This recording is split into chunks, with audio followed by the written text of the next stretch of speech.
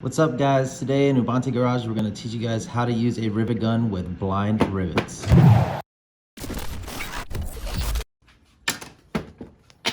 Take your rivet and insert the rivet body into the hole first. Then slip the rivet gun cavity over the mandrel, like so, keeping the gun flush as possible to the rivet head when pumping until the mandrel pops.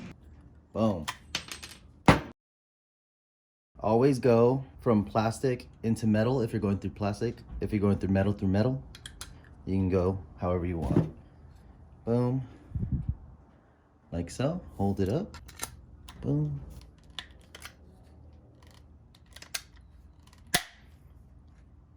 Boom. Know the size of the rivet that you're using. These are 3/16, so you want to use a 3/16 drill bit to drill it out. Straight through the hole.